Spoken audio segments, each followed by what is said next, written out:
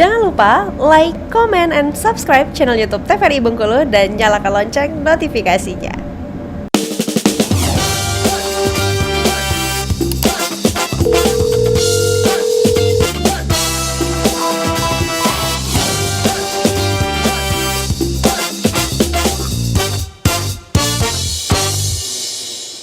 Baik pemirsa, kembali di Otoritas TVRI Bengkulu tentunya, dan kita masih membahas tentang yang namanya amandel, bahaya amandel pada anak-anak dan juga cara pencegahannya dengan narasumber kita ada Dr. Rama Mandela Mulyadi, SPTHT BKL tentunya, dan juga ada Dr. Putri Santri nih. Nah, untuk selanjutnya nih pertanyaannya mungkin mengenai ada nggak sih edukasi ke masyarakat tentang amandel ini sendiri, dokter, yang perlu disampaikan tentunya biar masyarakat awam itu tahu tentang dan juga aware yang namanya amandel ini sendiri.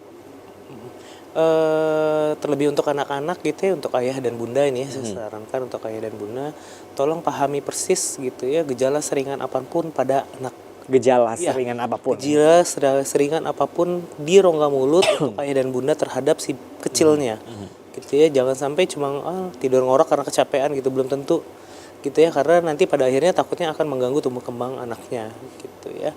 Terus untuk masalah orang tua juga gitu ya, tolong aware untuk masalah nutrisi anak gitu ya, nutrisi, karena sangat penting untuk nutrisi anak gitu ya. Jangan memanjakan anak kita itu dengan apa ya, dengan apa ke warung gitu ya, kasih uang gitu, semuanya boleh dok gitu, semuanya boleh dikasih uang gitu ya, karena nanti akan menjadi faktor-faktor pencetus sehingga timbulnya dari amandel gitu. Oh gitu. Karena komplikasi amandel tuh banyak gitu ya, bisa sampai ke telinga dan sebagainya. Komplikasinya? Iya. Oke, baik, sampai ke telinga dan ke organ-organ lainnya mungkin ya dokter ya. Oke, kebanyakan ke mana nih mungkin? Pada anak-anak biasanya gitu ya, paling sering komplikasinya adalah otitis media ufusi, di mana otitis media ufusi itu kalau kita di rongga tenggorokan kita meradang gitu, biasa dinding tenggoroknya juga meradang. Kalau kita naik ke atas itu ada adenoid kan.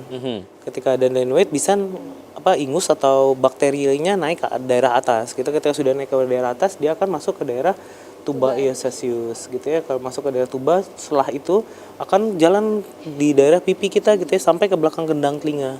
Gitu ya, pada anak-anak tuba iosaceus dia lebih landai. Tidak mendaki, tidak ascending, dia tidak mendaki, ya, dia lebih mendatar dan lebih pendek. Sehingga untuk terjadi infeksi di telinga tengahnya lebih cenderung sering terjadi.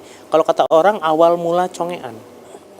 Jadi dari mandel gitu ya, peradangan hidung, kemudian baru anaknya congean gitu ya. Sehingga tertumpuk di cairan di belakang membran timpani atau gendang telinganya gitu ya. Karena nggak kuat nahan lagi, lama-lama gendang telinganya akan sobek, sehingga bolong gitu. Maka nanahnya keluar dari telinga anak. Oh gitu. Parah ya dokter ya? Iya, makanya saya berharap sama orang tuanya lebih aware gitu, karena saya lebih sering ketemu gitu ya, malah dia datangnya dengan keluhan telinga ke klinik saya. Iya. Dokter Putri. Jadi dia datangnya ke klinik, telinga anak saya sakit, Dok. Saya endoskopi gitu ya, telinganya jadi gendang telinganya tuh udah bulging, udah merah, isinya nanah semua gitu ya, udah omasadium suppuratif ya. Tinggal istilahnya tinggal nunggu ini gendang telinganya kapan pecah gitu. Gitu ya. Terus saya harus mencari dong faktor pencetusnya apa sehingga anak ini terjadinya oma suppuratif nih, kenapa gitu. Saya endoskopi rongga tenggorokannya ternyata adenoidnya besar.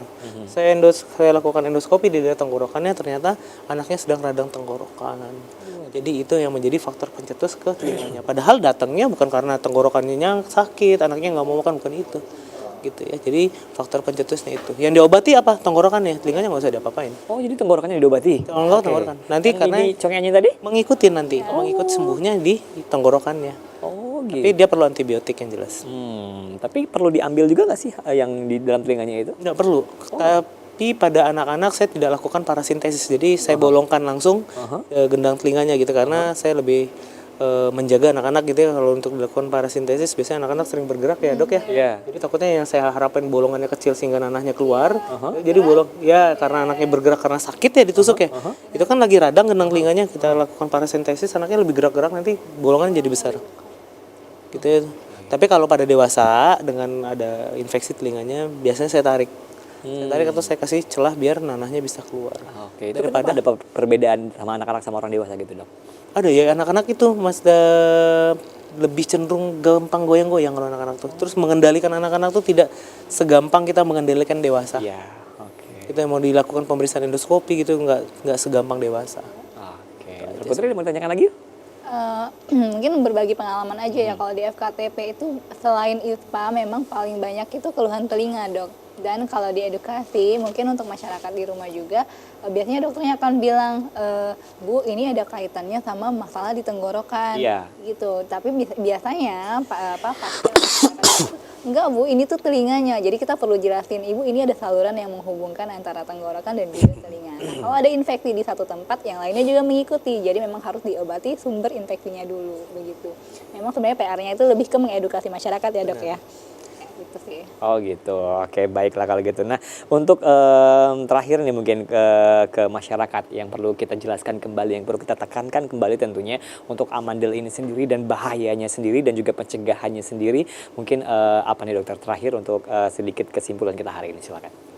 Jadi ya amandel itu peradangan yang ada di rongga mulut gitu ya, tentu agar tidak terjadi peradangan di rongga mulut yang terpenting adalah balik lagi ke lingkungan dia anak-anak itu sendiri gitu ya, gimana lingkungan itu menciptakan suatu keluarga yang memiliki imunitas atau daya tahan tubuh yang baik gitu ya, dengan cara ya ibunya masak makan makanan yang sehat gitu ya, nggak usah bentar-bentar beli di luar, bentar-bentar di luar gitu ya, makan makanan yang sehat. Terus ibunya juga membelikan kalau misalnya anak-anak pergi mau sekolah pagi-pagi, boleh kalau misalnya anaknya nggak hobi makan sayur, berikan pagi-pagi itu kayak multivitamin gitu ya. Tentu yang kedua adalah menjaga oral hygiene atau kebersihan rongga mulut si anaknya. Misal sikat gigi 3 kali sehari. Setelah sikat gigi anaknya kumur-kumur dengan aseptik dan antiseptik gitu ya. Nah, kemudian untuk lingkungan luarnya gitu ya, namanya anak-anak ya pasti hobi untuk jajan-jajan gitu ya. Hindari faktor-faktor pencetusnya. Bukan penyebab ya, penyebabnya bakteri sama virus, pencetusnya gitu. Kayak anak-anak hobi, jangan diajarin anaknya sering-sering minum es gitu ya. Gimana cara paling sering anak itu untuk belajar adalah orang tuanya. Dia akan melihat gitu ya, oh, orang tuanya minum, ayah aja minum es gitu ya, gitu ya. Saya gitu ya. Benar. Jadi mulai dari orang tuanya dulu baru ke anak-anaknya. Betul, karena kebanyakan wah bapak aja minum es, bunda minum es gitu kan, Iya. saya boleh dong gitu. Iya, ayahnya pergi ke warung terus atau ke tempat Indota itu, gitu ya untuk jajan gitu. Saya juga lah boleh, kenapa nggak boleh? Nah, anak-anak kan berpikiran gitu. Iya. Tapi kalau sama anak kecil nggak tegaan dok, dikasih juga akhirnya gimana tuh dok? Daripada nangis ya. Iya. Kalau memang misal nih ya, kayak misal saya juga pernah ya, anak saya gitu ya, kalau kita lagi ke hypermart kan nggak bisa dihindari tuh ya. Iya. Pasti bisa gulung-gulung di situ ya. Saya setelah dia makan yang kayak makan ciki gitu, kenapa? Saya kasih banyak air minum anak saya. Oh gitu. Bila perlu saya suruh kumur dengan air garam. Gitu ya, atau beli aseptik atau antiseptik Gargle. Itu Dokter Putri. Sama saya sedikit nih untuk menghimbau untuk Dokter Putri, mungkin bisa disampaikan ke teman-teman juga Dokter Putri ya. Langkah Dokter Putri sebagai dokter FKTP udah benar sekali ya dok ya, untuk memeriksa THT secara keseluruhan gitu ya. Jangan aware terhadap THT. Kenapa THT itu selalu dikaitannya telinga, hidung, tenggorok, bedah kepala, leher. Itu selalu dihubung-hubungkan kan. Karena penyakitnya biasanya saling berhubungkan. Jadi kalau misalnya ada pasien yang telinga, tenggorokannya periksa aja gitu ya. Jangan capek gitu. Kalau ada hidung, tenggorokannya diperiksa, telinganya juga gitu. Jangan satu-satunya aja gitu. Oke, baik. Siap, dokter. Oke, itu dia tentunya untuk hari ini. Semoga bermanfaat. Terima kasih kedatangannya dokter di TVRI Bengkulu, terutama dan juga Dokter Putri.